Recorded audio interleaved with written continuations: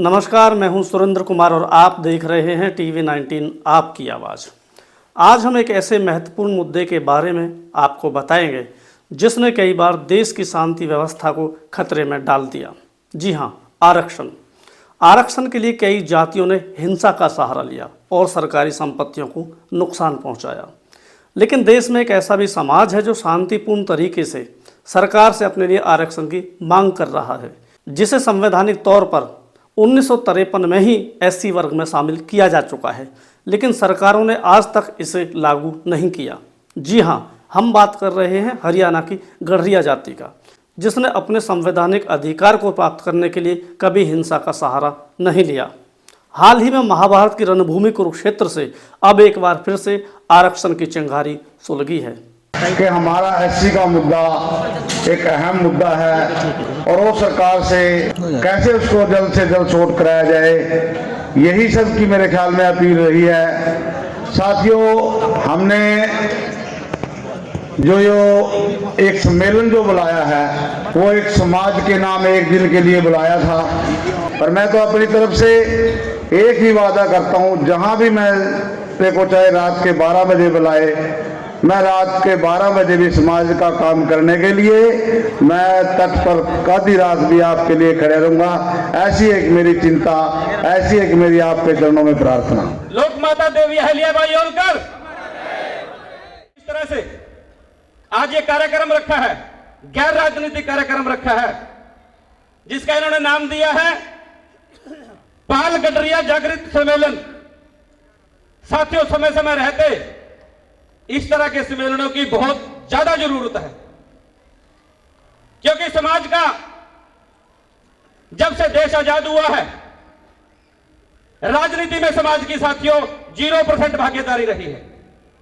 हरियाणा के अंदर, पूरे देश के अंदर बाल गडरिया समाज की बहुत ज्यादा संख्या है साथियों, लेकिन गिनती 0 होती है। मैं आज कुरुक्षेत्र धर्मशाला में पहली बार आया जी, और आगे मेरा प्रयास है कि समाज को आगे कैसे जोड़े।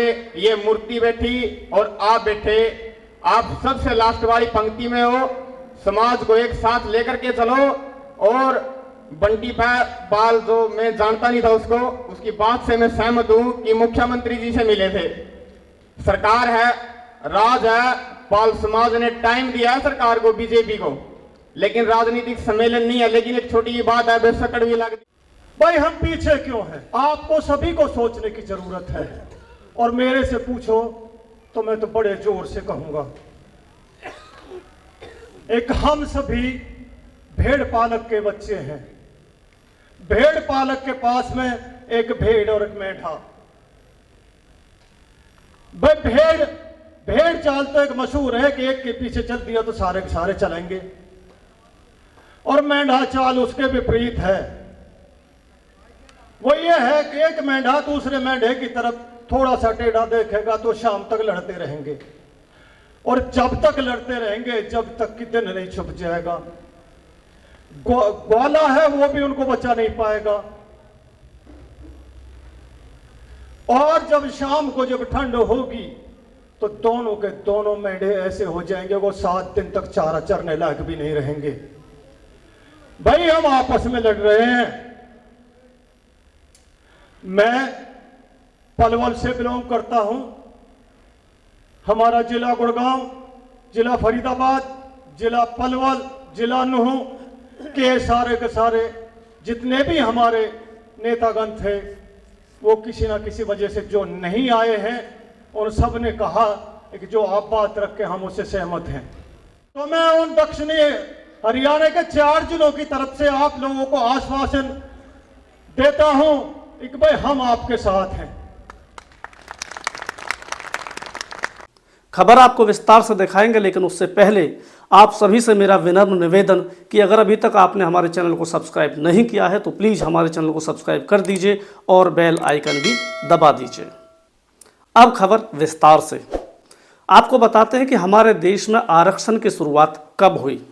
भारत में आरक्षण की शुरुआत आज़ादी से कई साल पहले हुई थी। आज से लगभग 141 साल पहले और आज़ादी से 65 साल पहले भारत में आरक्षण की नींव रखी गई। और इसके लिए 1882 में हंटर आयोग का गठन हुआ। समाज में हाशिए पर मौजूद वर्गों में समानता लाने और सामाजिक अन्याय से बचाने के लिए आरक्षण की व्यवस्था की गई। शिक्षा और रोजगार के क्षेत्र में हाशिए पर मौजूद वर्गों को वरीयता देने का काम आरक्षण के माध्यम से किया जाता है।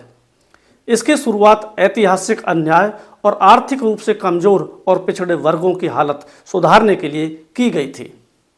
आरक्षण का काम यह सुनिश्चित करना है कि समाज में सबसे पिछड़े वर्ग को भी इसका लाभ मिले और जाति की परवाह किए बिना सभी को एक समान मंच मिल सके।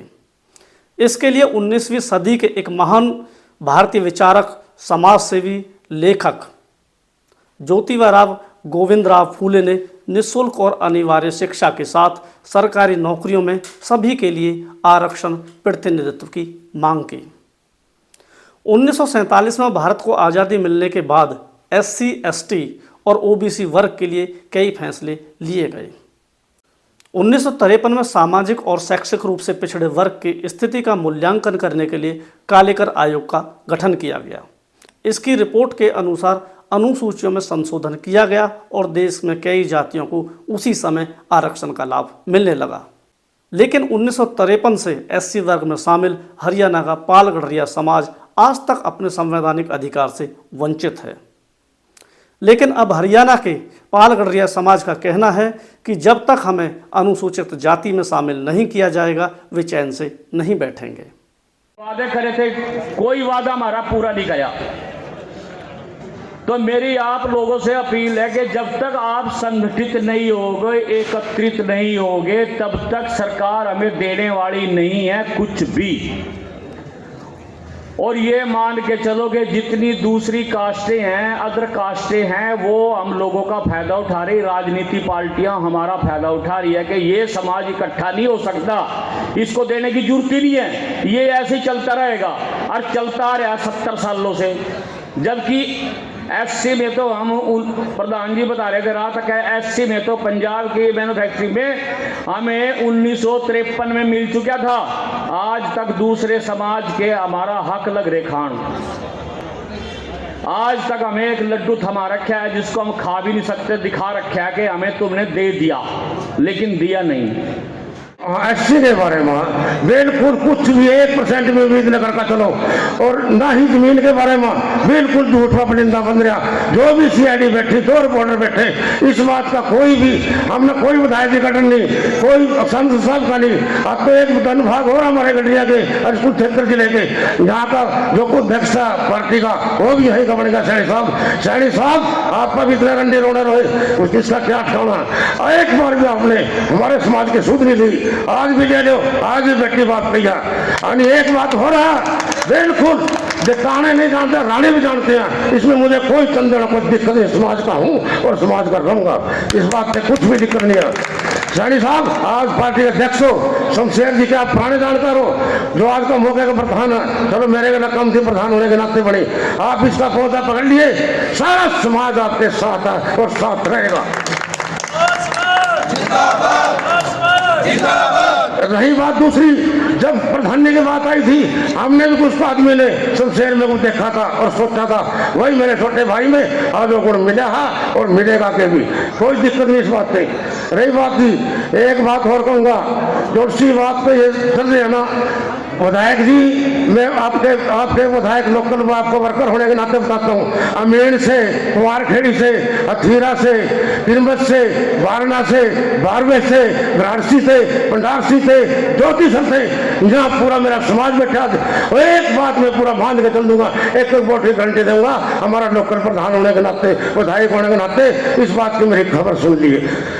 रही बात सांसद जी जमनगर से लेकर और कच्चर आपकी एक वोट कर दिया कोई खराब हो जाए हम जिम्मेवार लेंगे, और नहीं तो कोई पर्चे की आस ना कर लियो,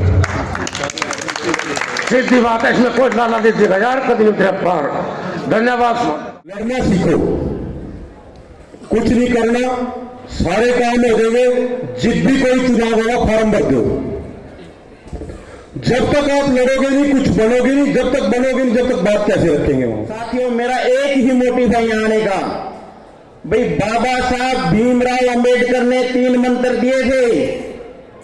सबसे पहला शिक्षित बनो, दूसरा मंत्र दिया था संगठित रहो, तीसरा मंत्र दिया था संघर्ष करो। साथियों, आज मुझे आपके समाज में से ये लग रहा है भाई तीनों मंत्र आपके ऊपर कामयाब होने वाले हैं,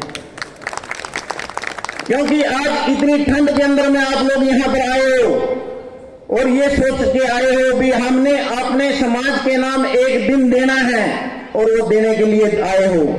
साथियों, ये खाना खाने के लिए आप लोग नहीं आए हो।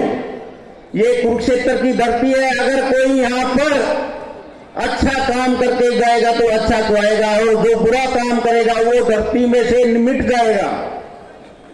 साथियों, आपसे मैं कहना चाहता हूं, आज हमारे साथ में एक एग्जाम्पल है, आपको बताता हूं। मैं उन लोगों का आभार व्यक्त करता हूं, वडल वालों का, भाई जिन्होंने इतना सोच के, जो बीजेपी की सरकार ने हमारे को बोला था भाई हम एक्सी में कर देंगे, और हमारे आज मैं जिस पार्टी से संबंध रखता हूं उसके अध्यक्ष ने हमारे खिलाफ केस डाला था और उस पब्लिक ने बड़ी बाजार के अंदर में ये दिखा दिया भाई जो हमारे साथ पंगा लेगा वो ऐसे वो देना पड़ेगा।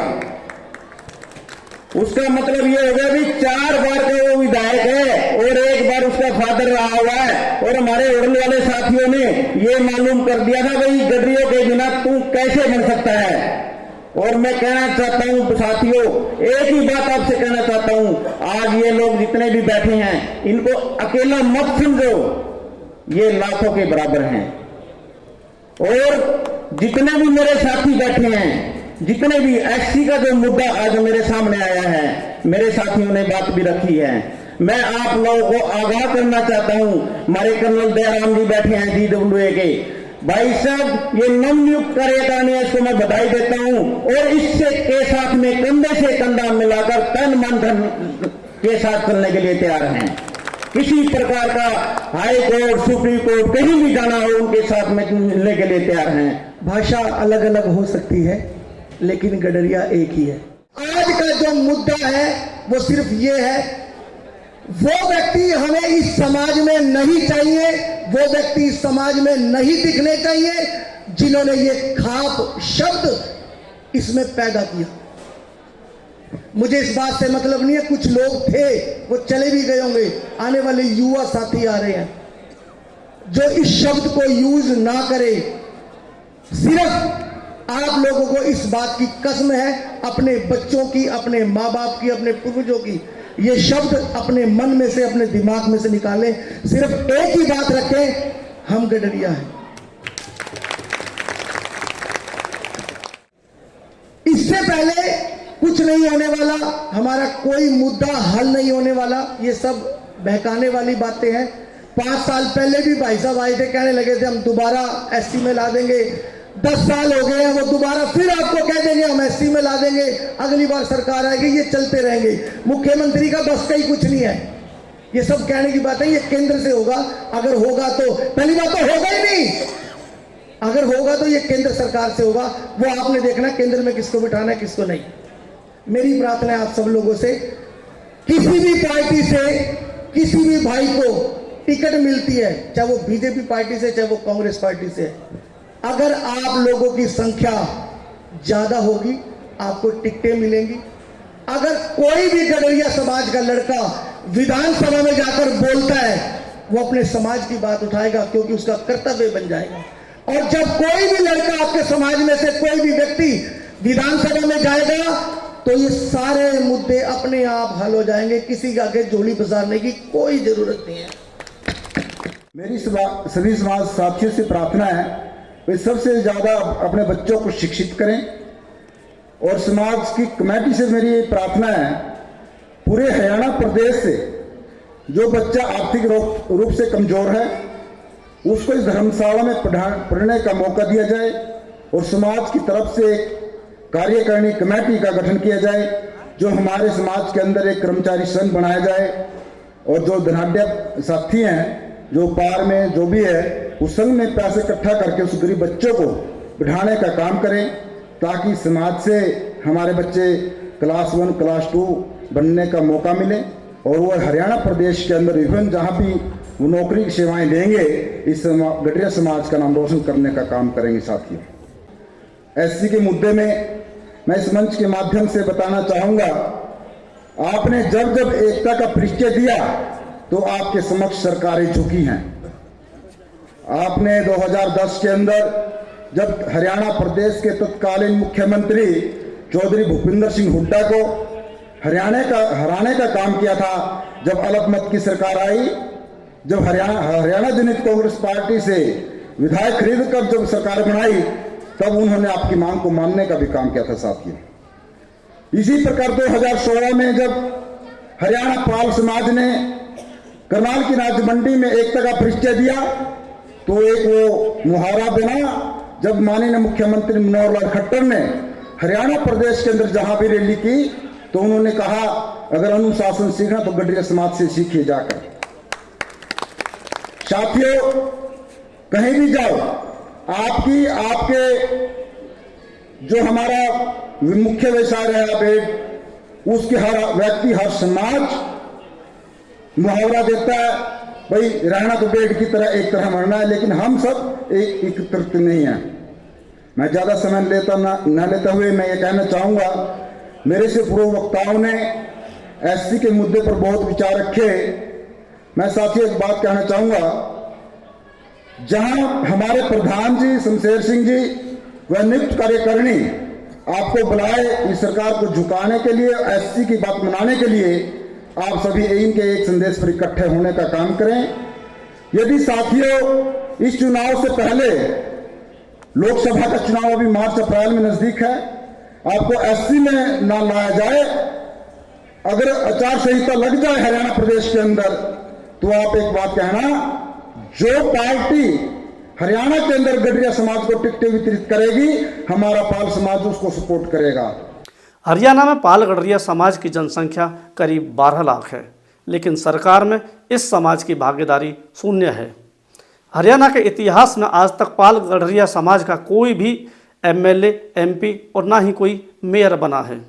गडरिया समाज का कहना है कि सभी सरकारों ने हमारा इस्तेमाल केवल वोट बैंक के तौर पर किया है।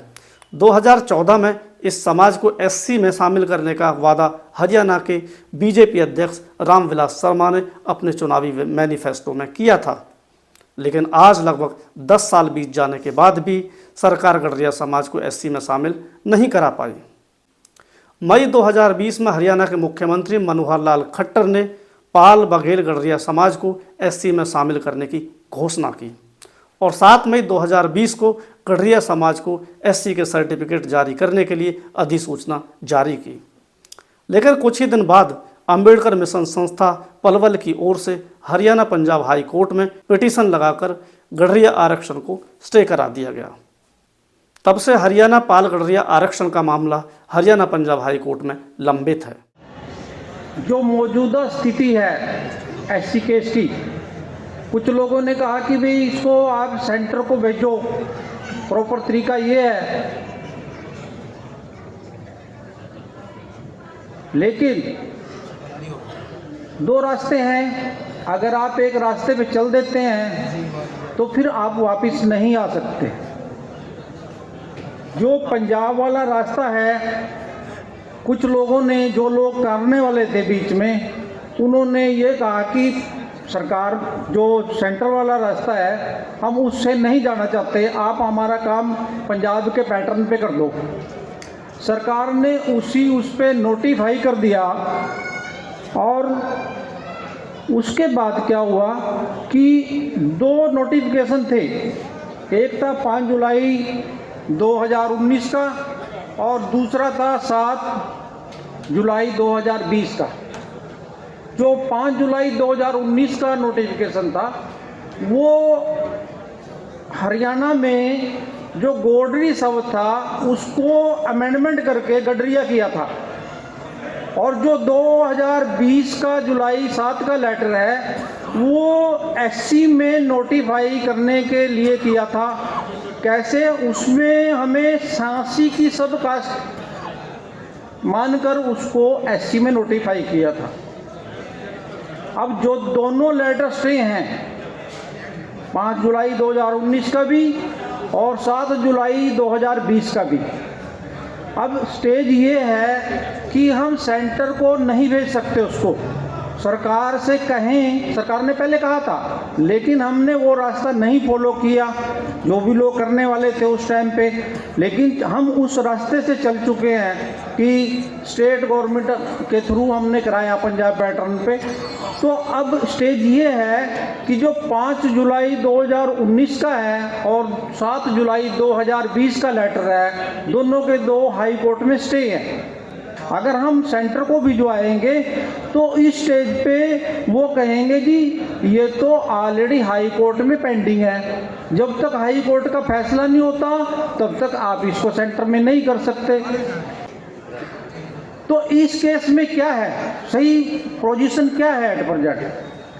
जो अंबेडकर मिशन संस्था है पलवल की, उसने पार्टी बनके हाई कोर्ट में इस लेटर को दोनों को स्टे कराया हुआ है। उसमें कौन कौन पार्टी है? चीफ सेक्रेटरी हैं, डायरेक्टर जनरल वेलफेयर एससीबीसी हैं, और उसके बाद बचाव पक्ष की तरफ से कौन पढ़े? पाल गडरिया समाज धर्मशाला कुरुक्षेत्र, और एक संस्था है गडरिया वेलफेयर एसोसिएशन। वो 4 पार्टी हैं, बचाव पक्ष हैं, और एक पार्टी जो है अम्बेडकर मिशन संस्था जो है वो जिस पे स्टे हुआ है, और 5 रिट और है अलग से। तो कहने का मतलब ये है कि 6-7 रिट हैं वो क्लब हो चुकी हैं, और इधर से पंजाब का भी स्टे हो गया। उसके बाद 1 साल के बाद पंजाब गवर्नमेंट का भी स्टे हो गया। अब जो मौजूदा स्थिति है क्या है, अब हमारे पास रास्ता कोई और नहीं है कि यहीं से इसका फैसला हो, जो भी होना है, चाहे वो हमारे फेवर में हो चाहे खिलाफ हो, तो यहीं पे होना चाहिए। उसमें क्या क्या पोजीशन है? पाल गडरिया समाज धर्मशाला ने जवाब दे दिया अपना, गडरिया वेलफेयर एसोसिएशन ने अपना जवाब दे दिया, हरियाणा सरकार ने अपना जवाब दे दिया, लेकिन जो पंजाब सरकार है उसका जवाब दावा अभी तक नहीं डला है, जिसकी वजह से आर्गूमेंट नहीं होगा। एक तो सबसे पहली रिक्वेस्ट ये है कि जो हमारे संस्थाएं हैं वो इस बात पे जोर दें कि पंजाब सरकार की तरफ से उसका जवाब दावा दिया जाए। उसके बाद हम कोशिश कर सकते हैं कि उस पर आर्गूमेंट हो, और आर्गूमेंट के बाद जो भी डिसीजन है उसके बाद अगर हमारे फेवर में होता है तो बहुत बढ़िया है, और नहीं होता है तो हम आगे की रूपरेखा तय करेंगे। उसमें ऐसा नहीं है कि हमारे फेवर में नहीं है, उसमें काफ़ी पॉइंट ऐसे हैं हमारे फेवर में है। ऐसा नहीं है कि वो हमारे फेवर में नहीं है, लेकिन क्या है, जब तक उसका जवाब दावा नहीं डलेगा पंजाब का, तो तब तक उस पर आर्गूमेंट नहीं होएगा। तो ये तो मौजूदा स्थिति है कि पंजाब सरकार का जवाब दावा डलना चाहिए, और सरकार भी, हरियाणा सरकार भी उस पर इंटरेस्ट ले। जितने भी सरकारों में एससी के लीडर हैं, IAS, IPS, ब्यूरोक्रेसी, वो इतने तेज हैं, वो सरकारों को झुकाना जानते हैं। मुख्यमंत्री पॉजिटिव है, उसके अंदर कोई कमी नहीं। जिस तरह की उसने अपने ऊपर बड़े बड़े एजिटेशनों का पहाड़ झेला और उसमें वो कामयाब भी हुए, सिर्फ और सिर्फ ओनली पाल गडरिया समाज का क्यों नहीं कर पा रहे? जो एससी के लीडर हैं अपनी पार्टी के अंदर, किसी भी पार्टी के, वो सब एक हैं, जबकि एडी जिसको नायक भी कहते हैं, एरिया, थोरी और कई बरादरियां सीधी कैबिनेट में से मीटिंग में अंदर पारित करके, केंद्र में पारित करके 5 मिनट लगाए। ऐसे ही जनरल कास्ट का भी 10% दिया उन्होंने, जो अति गरीब लोग हैं केंद्र में। करने को क्या नहीं चाहती, सरकारें के पास बड़ी तगड़ी पावर होती है, बहुत कुछ कर सकती है। मैं तो आप लोगों से निवेदन करता हूँ, आप अपना एक बना के रखिए, और जहाँ जहाँ मुझे समय मिलता है चंडीगढ़ में हफ्ते के अंदर एक बार भी जाता हूँ और 2 बार भी जाता हूँ। और जहाँ भी वो बात होती है एससी का और अपने समाज की धर्मशाला का, और ख़ासकर मैं सभी प्रधानों के माध्यम से भी इनकी मोहर लगा के इनका एप्लीकेशन लेटर ले जाता हूँ भी समाज की मांग है। जो आज सम्मेलन हो रहा है एक दिन समाज के नाम, जो धर्मशाला के वर्तमान प्रधान हैं उनको मैं बधाई देता हूं। वो बधाई के पात्र हैं, चाहे जैसी भी है। मैं आपको ये भी बताना चाहता हूं कि मैं हरियाणा के अंतिम छोर से आया हूं। लगभग 280 किलोमीटर चलने के बाद मैं यहाँ पहुंचा। मैं प्रॉपर होडल में रहता हूं, जो हरियाणा का अंतिम छोर है, उसके बाद में यूपी शुरू हो जाती है। हमारे से मात्र 5-7 किलोमीटर जैसे आप चलेंगे यूपी की शुरुआत हो जाएगी। तब आप इस बात को समझ सकते हैं कि कुरुक्षेत्र में इस धर्मशाला में लगभग 3-4-5 हम लोगों का आगमन हुआ है, खाली इस एकता को दिखाने के लिए कि हम पूरा समाज हरियाणा का गढ़िया समाज एक है। हरियाणा के पाल गढ़िया समाज ने राज्य की भारतीय जनता पार्टी की सरकार को चेतावनी देते हुए कहा है कि या तो चुनाव से पहले गढ़िया समाज को एससी वर्ग में शामिल कर लिया जाए, नहीं तो आगामी लोकसभा और विधानसभा चुनावों में खामियाजा भुगतने के लिए तैयार रहे। कुछ नहीं होने वाला, हमारा कोई मुद्दा हल नहीं होने वाला, ये सब बहकाने वाली बातें हैं। 5 साल पहले भी भाई साहब आए थे, कहने लगे थे हम दोबारा एससी में ला देंगे। 10 साल हो गए हैं, वो दोबारा फिर आपको कह देंगे हम एससी में ला देंगे, अगली बार सरकार आएगी, ये चलते रहेंगे। मुख्यमंत्री का बस का ही कुछ नहीं है। अब इलेक्शन आ रहे हैं, सबसे बड़ी बात इलेक्शन में आप इलेक्शन में दिखा सकते हो आप जो भी हमें बीजेपी कांग्रेस से कोई मतलब नहीं है, हमें मतलब है तो सिर्फ गढ़िया समाज से है। मैं कहना चाहता हूं कि कोई भी पार्टी हो, जो पार्टी हमारी 5 टिकटें हमारे समाज को देगी, हमारा समाज उसका ही समर्थन करेगा। कि 2014 के अंदर भारतीय जनता पार्टी को जब समर्थन दिया था हमने, उस टीम की, उस कार्यक्रम की मैंने अध्यक्षता करी थी साथियों। और जो मैनिफेस्टो में डलवाने का काम करा था ना साथियों, उस टीम का भी मैं साक्षी था। 2019 के चुनाव से पहले सीएम साहब ने कहा कि एक होके आ जाओ। हमने 16 के अंदर बहुत बड़ा कार्यक्रम किया। किसी पार्टी के नेता से चंदा नहीं लिया, किसी की गाड़ी नहीं ली। इस समाज में एकता का परिचय देते हैं। कितनी बड़ी रैली करी 2016 के अंदर, आप लोग सब साक्षी हैं उस चीज के। 2019 का चुनाव भी हो गया, लेकिन साथियों फिर भी हम खाली रहे। जब तक हम जागे रहे हमारा कुछ नहीं होने वाला। आज तक ये राजनीतिक पार्टी आप लोगों का शोषण करती आई। अरे आपको इतनी अकल होनी चाहिए, आपको अलग अलग करके इन्होंने शोषण करे, आपको आप डिवाइड कर दिया उन्होंने। अगर साथी आज भी आप लोग नहीं समझे इस बात को, तो फिर आप कहीं आपकी गिनती नहीं होने वाली है। जब तक आप किसी को बना के विधानसभा में नहीं भेजोगे, लोकसभा में नहीं भेजोगे, आपकी आवाज कोई नहीं सुनने वाला है। हम उस पार्टी का खुद का समर्थन करेंगे यदि एमपी के चुनाव से पहले समाज की मांगों को सरकार पूरा नहीं करती तो हम उसका विरोध करेंगे। ज्यादा नहीं कहते, मैं अपनी वाणी को विराम देता हूं, समय की कमी है। लेकिन सभी साथियों से ये अनुरोध है, एकता समाज के लिए बहुत जरूरी है। और एकता समाज में नहीं, घर में भी चाहिए।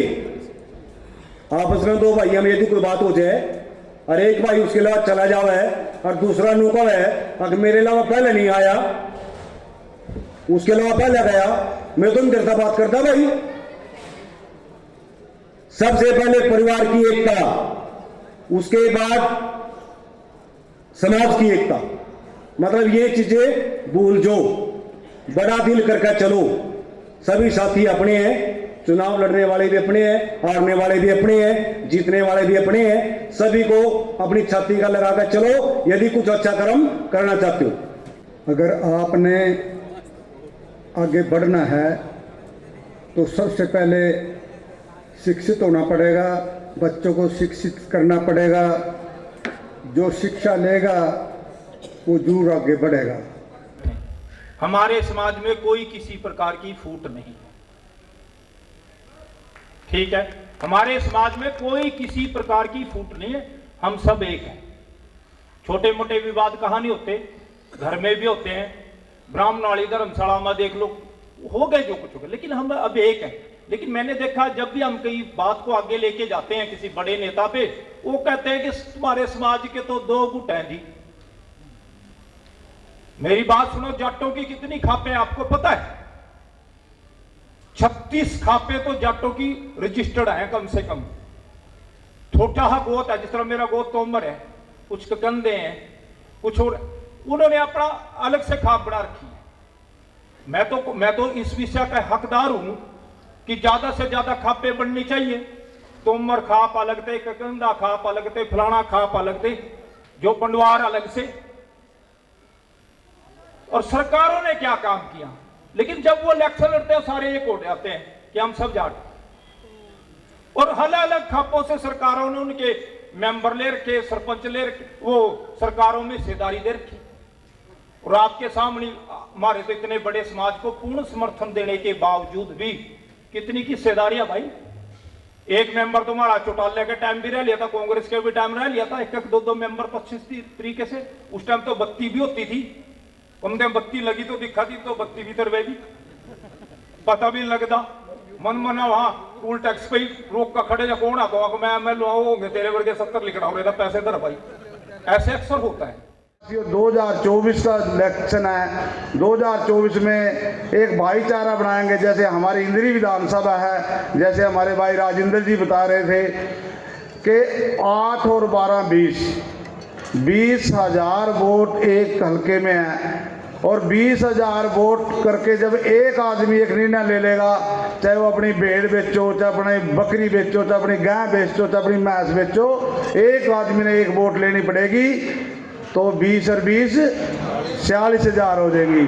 और 40,000 जिस आदमी के पल्ला होगी, वो विधानसभा में कभी आदमी व्यक्ति हारने वाला नहीं है। तो मेरी तो ये ऐसी सोच थी भी चलो एक बार अपने कोई भी एक आदमी आगे बढ़ के एक विधानसभा में, चाहे आज़ाद उम्मीदवार के तौर पे भी हमने तारना पड़े और चाहे कुछ भी करना पड़े, भी कब तक बाढ़ देखोगे आप लोग। क्योंकि मैं भी 1991 से लेकर के बीजेपी का पदाधिकारी हूँ, पर लेकिन मिला दिया कुछ नहीं। हमारे राजा रामपाल MP जी जो कानपुर से हैं, वो एक बात कहते थे मेरे को, भाई इतना जीतने में मज़ा नहीं है, इतना रहने में आ जाएगा, पर लेकिन एक बार कोशिश तो करके देखो। कोशिश करने वाले कोई कभी हार नहीं होती। भाइयों, मैं तो आपके चरणों में एक बात कहता हूँ भी मेरी किसी भी आदमी ने चाहे रात के 12 बजे जरूरत पड़े, मैं आपके साथ खड़ा मिलूँगा। ऐसी मेरी सभी के चरणों में प्रार्थना। धन्यवाद। जय हिंद। तो ये था हमारा खास बुलेटिन हरियाणा में गढ़रिया आरक्षण पर।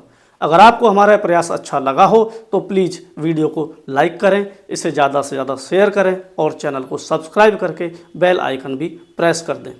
खबरें और भी हैं, देखते रहिए TV19 आपकी आवाज़। बहुत बहुत धन्यवाद।